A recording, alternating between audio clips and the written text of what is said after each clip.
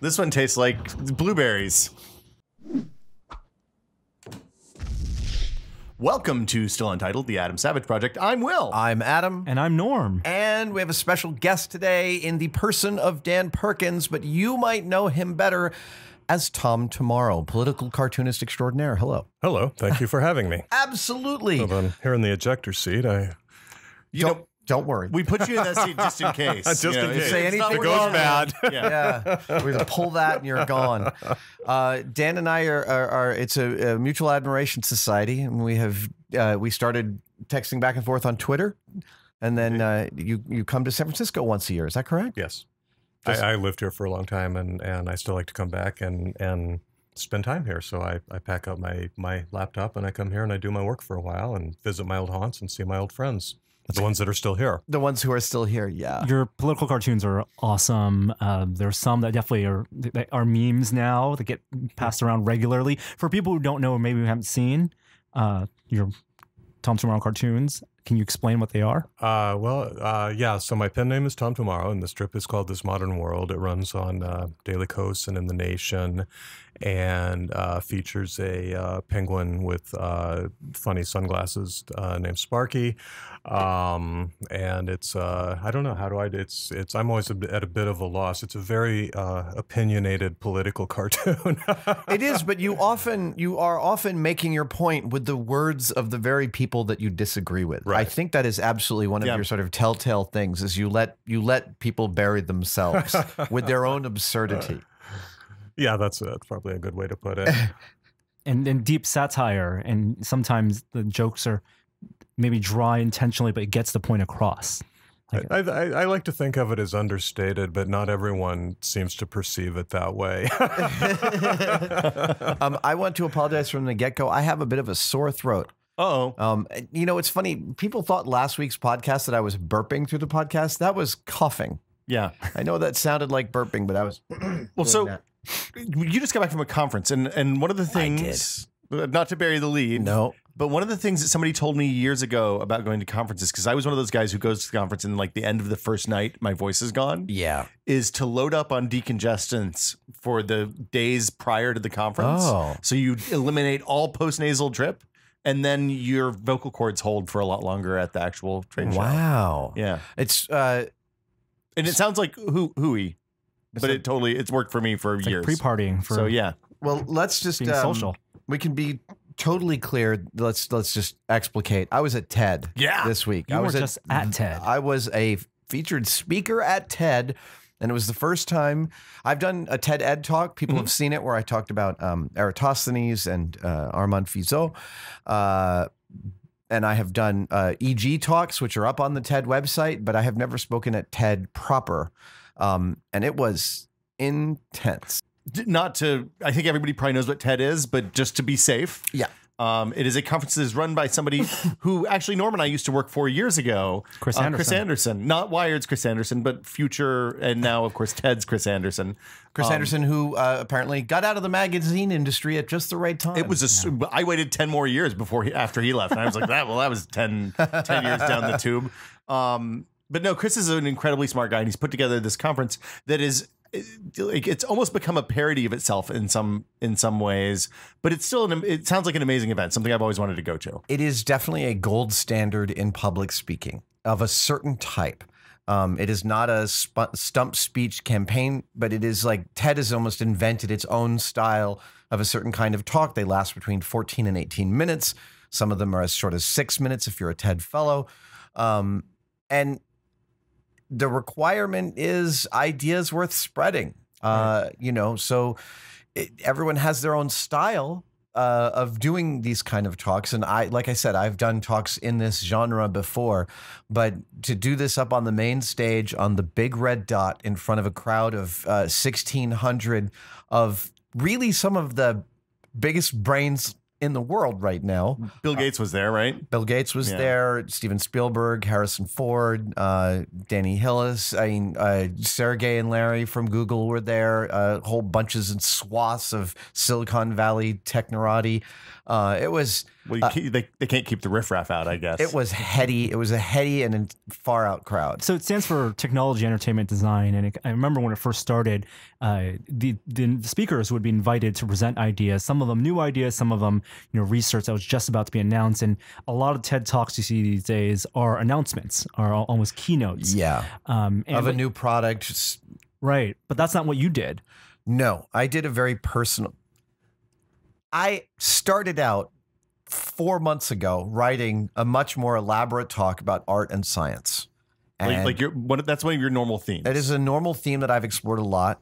One in which I think we all have opinions about how they dovetail more than your average person thinks. Mm-hmm. And so I had sort of written out this long diatribe about my feelings of art and science, how they're both genres of storytelling. And I feel really good about the talk that I wrote, but I rehearsed it with Chris and his team via Skype about 2 weeks before TED, 10 days before TED. And Chris gave me some notes afterwards, and they were really amazing notes. Like his initial response is fantastic. His notes had the effect of making me throw my talk completely into the garbage, eliminate it totally, and start from scratch. And I happen to be someone who I write talks in a very specific way. I think about them for a long time, and I don't get to the actual writing part until very late in the process. In this case, the Friday before I was speaking on Tuesday. Oh, man.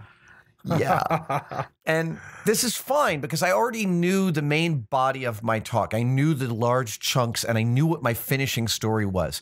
But I didn't have a handle on the very beginning and the very ending. And look, I don't mean to say that I am a composer, but the fact is that you can't write the overture until you've written the symphony. And so I wrote this talk, and I had all the chunks, and I rehearsed it at TED on Saturday morning. On the stage? On the stage. And it was a shit show. Like, I finished, and there was sort of a look of naked panic on Chris's face. One was, this isn't the talk that you were going to arrive with, and it's not finished. Are we going to be cool? I don't mean to make him sound that panicked, because he was very, very cool with me. He's like, you're a wonderful storyteller. You just need to find that thing that helps open it and helps close it. What is the idea with spreading? It's not a bad, Yeah. not a bad It's impression. good. It's a good tag, yeah. Pretty good. And so then I went back to my room, and Saturday, Sunday, Monday, I rehearsed for probably a total of 15 or 16 hours solid. Wow. Of just, I think of it now as polishing. Did you have someone there with you, or were you just recording and watching? Julia, my wife, she wasn't with me, but we were talking a couple times a day, and I was running through later iterations of the talk. And actually, this is the first time that she's jumped with both feet into a talk with me. There's times I've done a talk for her late in the process, and she's like, that's great, I'd change that little bit. But this time it was nuts and bolts, sleeves rolled up, going over every transition, every bit, pulling stuff out. I had a question. Yeah. You've done talks, all sorts of talks. You've done talks like TED at like the EG conference, there, which you can Google and find. There's a great talk about the Maltese Falcon and the dodo bird sculpture. You've done Moth, which is a pure storytelling exercise, but TED has different goals. So when Chris gives you feedback, is it more in terms of the structure of it, or in terms of like you're not getting what he, as the TED organizer, wants the talk to do? He was. So I was part of a rubric for this group of talks, session 2, called repatterning, radical repatterning. That helped me in thinking about this. What does repatterning mean? Well, it's sort of prepping ourselves for a new future. Okay. Changing the way we do things. And my talk didn't have a beginning or an end. It had a giant middle, but as Chris pointed out, you need something in the beginning as a lens with which people can look at the talk. Your icebreaker, your music anecdote, whatever. And I didn't come up with that until Monday night, late at like midnight. Panel 1. Right. Wait, there you go. Yeah. Yeah, exactly. In terms. And it was very intense, and when I do something like this, so again, you said I do lots of talks. Like when I speak at Maker Faire, I don't rehearse a lot. And I do that because I want the Maker Faire, talk to be raw and unfinished. I want people to see behind the curtain and see me potentially failing or having dead spots, because that's cool. And I want to give permission to fail. Yeah. And then I did something like this where I'm just running the talk dozens and dozens of times in my room. I'm walking around my room doing stuff and just repeating the talk. And every time I get to a transition where language is fuzzy or I don't feel like it's tight, as a drum, I'll either pull it out, change it, modify it, alter it. It is like polishing with finer grits of sandpaper. Let's right talk for the right venue and for the right audience. So were you cognizant of the audience outside of the venue? Because it's going to be online. I hadn't performed for the TED conference, but in general, conferences like this of a bunch of really smart people tend to be really rough crowds from a performer standpoint. And I don't mean that they're not generous and good crowds. I just mean that they don't tend to be very feedback heavy. Like the EG audience is packed with friends of mine. I love that audience, but it's not like a super dynamic performer audience relationship like I get when I get up at Sketchfest and do something with Thrilling Adventure Hour or Woodstock. Yeah, I mean, if you're coming into this, you're like, you could potentially, I mean, you didn't, but you could potentially follow the guys who invented an entirely new type of telescope. Yes. Or, you know, somebody who changed the way we understand something about the deep mind, or you know, people who are legitimately changing the way we see and experience the world. Yeah. And like, that's intense to come up and be like, well, I like dressing up. I'm glad like to have aliens. been first. Yeah. No, I'm glad to have been first on this front. My talk will go up soon. I don't know exactly the date yet. We will link to it on Tested. The third, but you were happy with it. I'm really happy with it. Okay. I'm very happy. I've seen the rough video of the talk. I'm very happy. And they do some amazing. So I've watched the live feed out of the conference before, and they do some amazing edits. Like they don't change the message at all, but they emphasize and they do their production team does a really nice job. They are cutting down and punching up those talks. They're tight as a drum. And I mean, a friend of mine, Drew Curtis, I spent some time with Drew there. Drew told me that in the past, there's been people whose talks did not go well. And when the video went up, you couldn't tell. I remember watching. They'll take care of you. The Bill Gates year when he released the mosquitoes and on stage, like that talk live. Wait, you say that as if we all know that. Oh, this is great. So you know, that year. it was around the time that Bill and Melinda were launching the Bill and Melinda Gates Foundation, around the time he left Microsoft, and he was like talking about making change that's impactful, and the kind of punchline, the moment in the thing that was, I think, one of the big moments that year was that he released a bunch of mosquitoes. Well, he was talking about malaria. He was talking about getting malaria nets out and how it's an incredibly low cost thing and how you can change millions of people's lives for 10 cents a person or something like that. And he released the mosquitoes in the and how does the high powered TED crowd react to this moment? Watching it live, I felt like it was there were gasps and it was not a very positive. I felt like people were maybe upset.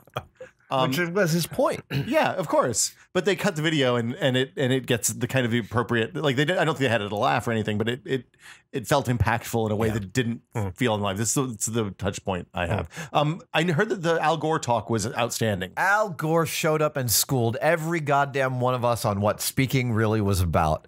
He gave a barn burner of a speech about global warming. So I met him. Yeah. Right. I met Al Gore. Right. Yeah. You had the Tuesday 8 a.m. talk, so got it out of the way. It's like having the finals done totally on true. The first day of my finals. friends who hadn't gotten their talk done were just like, no, I can't come out tonight. Got to go back to my room and work on it. Wow. And I'm sure as you're watching talks throughout the week, you're just thinking, oh shit, this is harder. And like the bar is higher and higher. The bar gets, yeah. So we were standing in the lunch line with this, this is something I didn't know. A great camaraderie arises among the speakers at TED.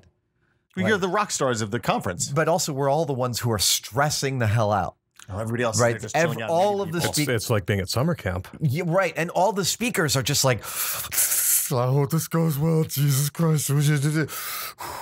Now, attendees can pay their way in, but it's still really smart people who still vet the attendees. Well, then they vet the attendees. It costs a lot. Yeah. Almost $10,000 to go. $8,500, I think, is the price of a ticket. I mean, they do. Am I allowed to say that? I think it's on the website. Okay, cool. It's known. Well, there you go. That's a lot. I tried to get an old employer to pay for that once because I was like, I want to go to TED. No, they don't do press passes.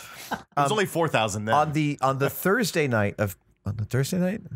Or was it the Wednesday night? It's I think it was the Wednesday night. It's a full week. So I arrived on a Friday afternoon and I didn't leave till the following. Actually, I left the following Thursday night because I had some stuff to deal with back here. But On the Wednesday night, Amanda Palmer, Neil Gaiman's wife and mother of their wonderful baby, And gorgeous the baby, lead singer of the Dresden Dolls. Yep.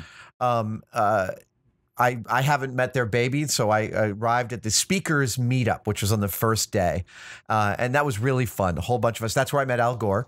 And Amanda handed me the new baby, 6 months old, and said, "You want to hold a baby?" And I held that baby for like an hour. Super, you know, sometimes babies are like super clutchy. Yeah. This baby was just like, just grabbed my beard, pulled on it. It was fabulous. And the best part about babies is when they're somebody else's. Yeah. This baby's upset. Here, it's your problem This now. one's full. Here you go. There you go. It sounds like a steamer. But Amanda had a fundraiser for a local food bank. And in town at the Vogue Theater in lovely Vancouver. Vancouver, by the way, gorgeous city. I love it. I've been there a bunch of times. And so she invited me to come do something there. So I found myself backstage with a very eclectic mix of people, including Harrison Lee, this 16-year-old Canadian yo-yo national champion. Chris Hadfield, astronaut, commander of the International Space Station. Damien Kulash, lead singer of OK Go and the director of all their co-director of all their beautiful videos. Just Yeah, released, we talked a lot about that. Bill T. Jones, dancer extraordinaire. Oh my! When these TED Talks go up, go and watch Bill T. Jones's dance performance from this year's TED. It will floor you. It is a piece of such honesty and such power that absolutely I aspire to the level of honesty he brought to it. That's awesome. But at the fundraiser, what I did was a fake TED Talk. So we did fake TED Talks here at the Academy of Sciences during Sketchfest. Yeah. Janet Varney asked me to come do it. And this is one of the very rare times that I hired out the comedy writing. I reached out to my friend Jessica, who's brilliant. She used to write for ugliesttattoos.com, Jessica Benner.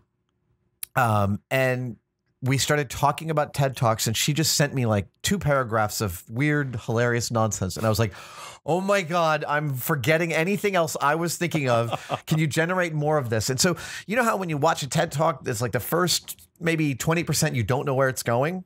Imagine 6 solid minutes of that. It's kind of like Paul Harvey. Right? Like, remember the old Paul Harvey radio bits where he would tell the story and it would be an amazing person, and then it turns out it's Abraham Lincoln? Yes. This had no being. punchline. This talk has no punchline. And it includes sentences like this. If you follow a pod of dolphins for long enough, you'll discover that the single most important aspect of dolphin society is the very same thing that prevents them from getting lung cancer.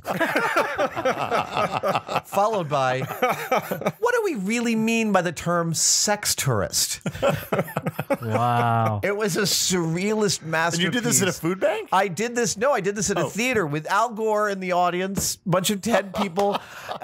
And I have to tell you, after the stress of giving so much energy to this talk and releasing it and feeling really good about it, to go up on a stage in front of a friendly crowd. I love Canadian audiences. They're boisterous. I've performed a lot in Canada. To go up in front of a friendly crowd and deliver 5 minutes of just great stand-up. Yeah. And it's not real stand-up. I'm not a real stand-up comedian, but this is wonderful comedy, beautifully written, and I had real fun delivering it and played with the crowd. It felt like a beautiful vacation after the stress of TED. I can't wait for the day that they have the AI talk that Waylon does in the fake TED commercial for Prometheus. You remember that? Oh, Leading yeah. up to Prometheus, they TED work with them. Yeah, that's one day. One of the great fake TED Talks when we did it at Sketchfest, I can't remember the comedian's name. I'm really sorry. But it was a TED Talk as if from 2065, and the title of the talk was Food. What was it? Because now we all eat Google flavor packs. Did you see the gravitational wave talk?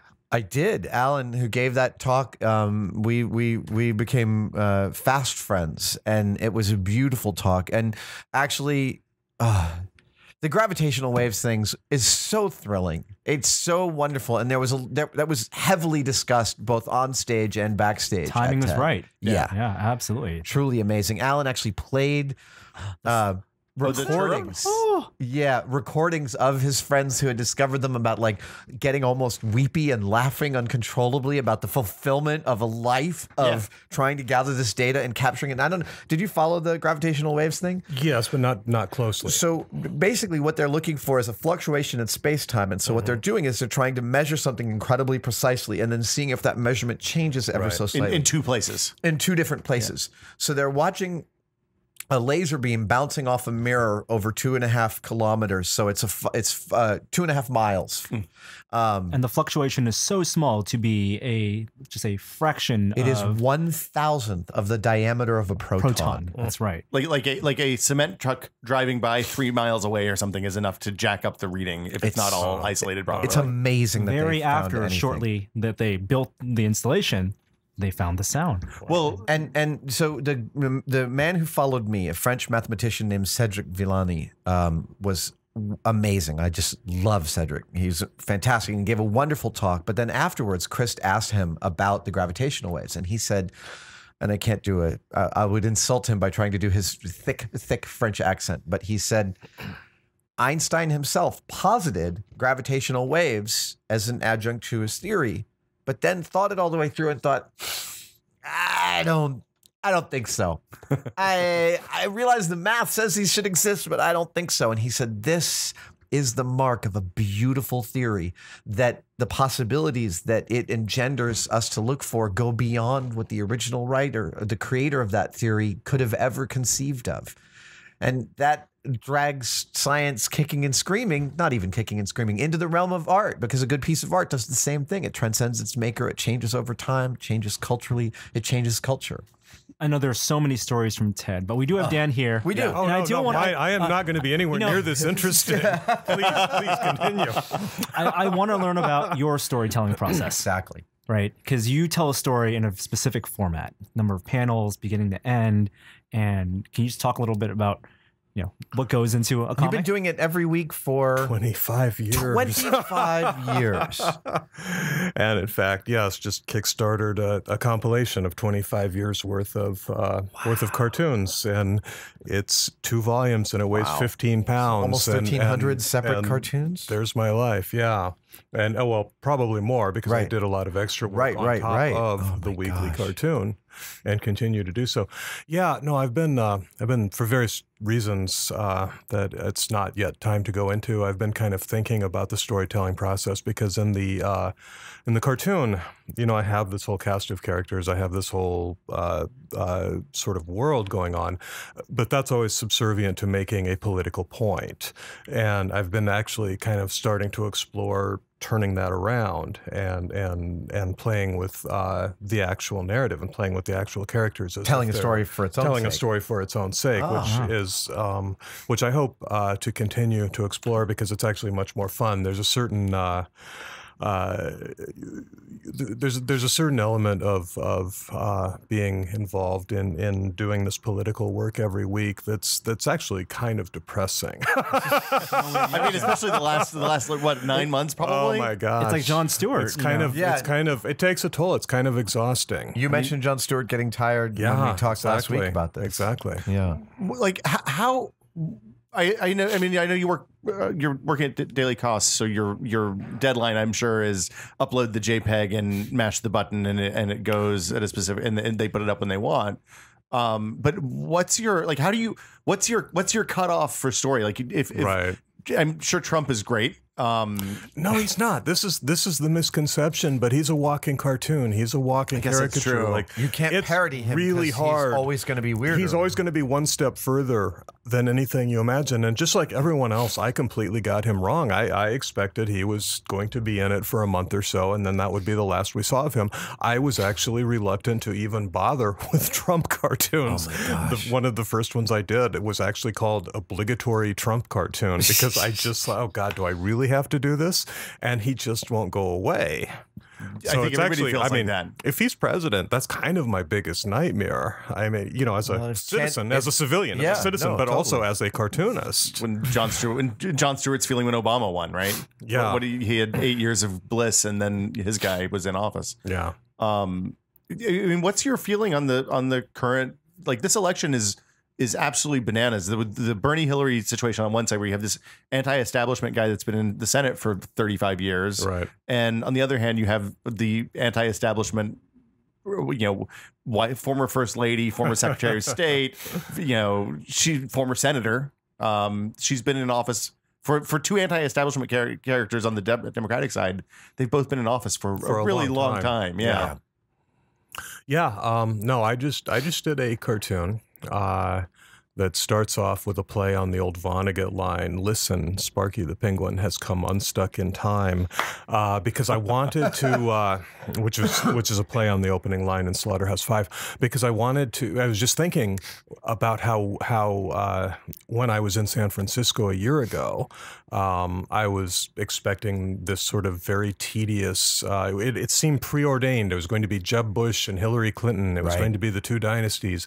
And if you put your gun to my head and and it wouldn't do anything because it's a prop replica. It is. But if I were forced to make a call on it, I would say I still suspect Hillary Clinton ends up with that nomination. But I think Bernie Sanders. I mean, I like his politics.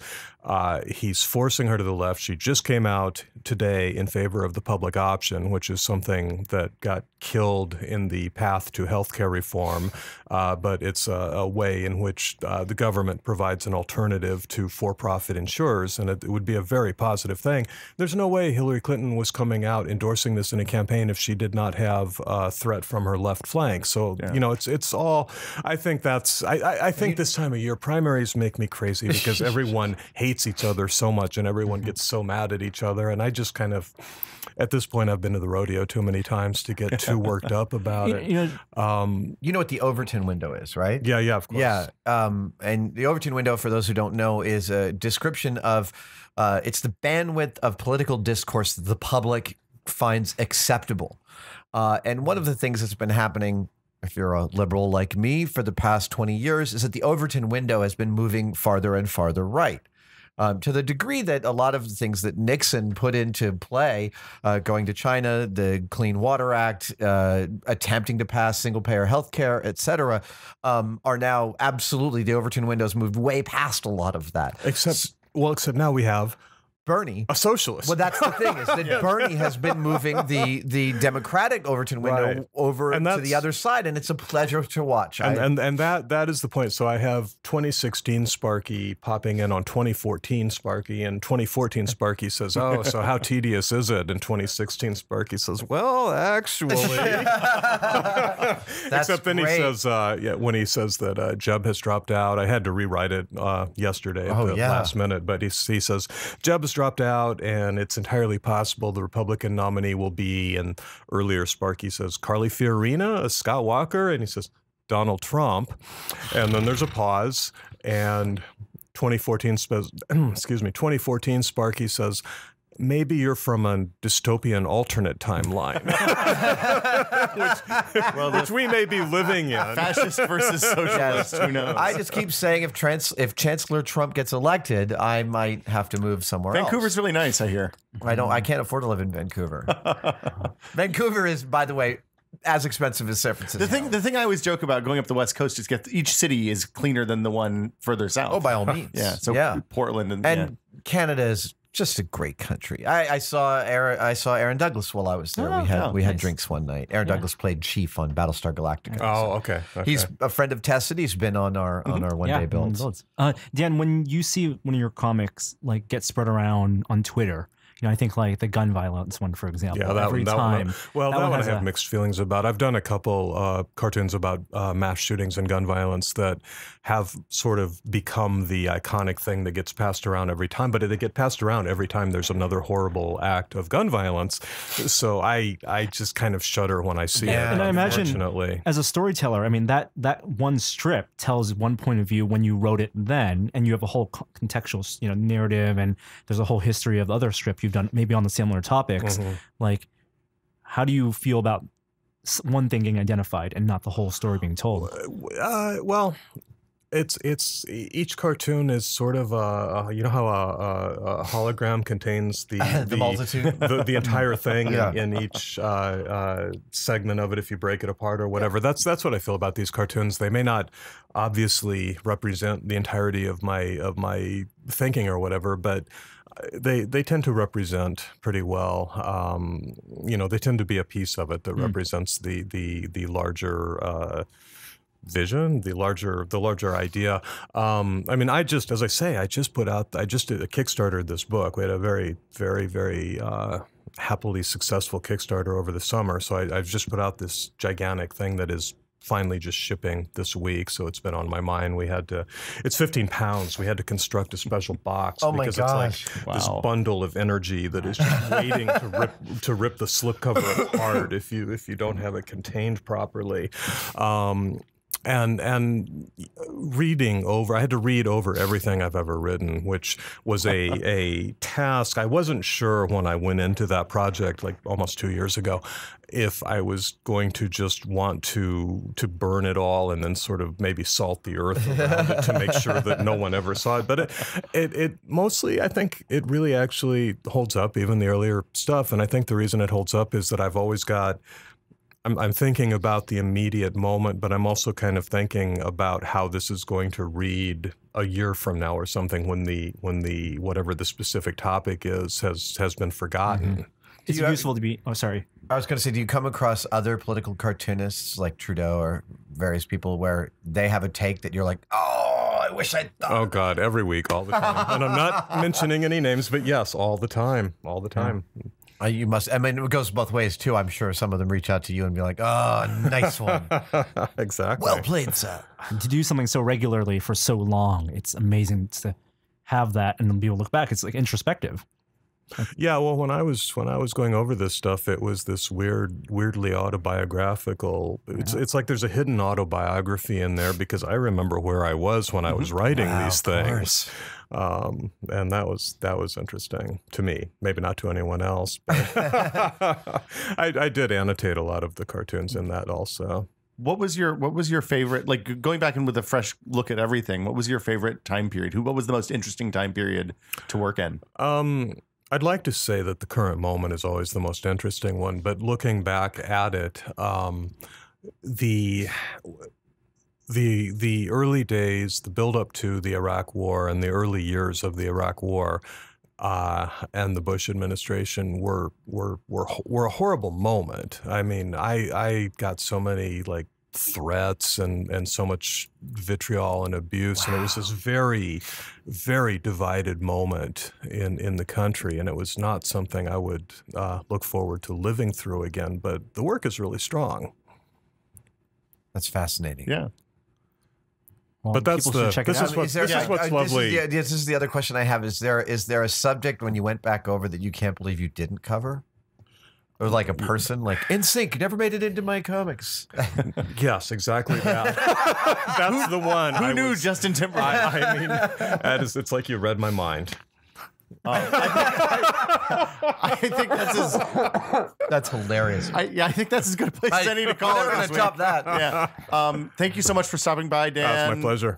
We will be back next week with more Still Untitled. Norm, anything untested you want to plug this week? Yeah, this week we have more of Adam's replication of the Martian suit. We did get access to that suit, so you got to check that video out. And I know we promised that we'd be doing a spoiler cast of the 3 body problem, so that's going to come, I think, next week. So you have another week to read or listen. I've been getting a lot of feedback about that on Twitter this week. People are either really into that book or really, really not into that book. It was a heavily read book at TED. Really? Yeah, lots of saturation, and I just ordered the sequel so I could read that. I'm gonna pick that up after we talk about this one. So. Awesome. So we'll see you guys next week. Thanks for watching. Thanks. Bye.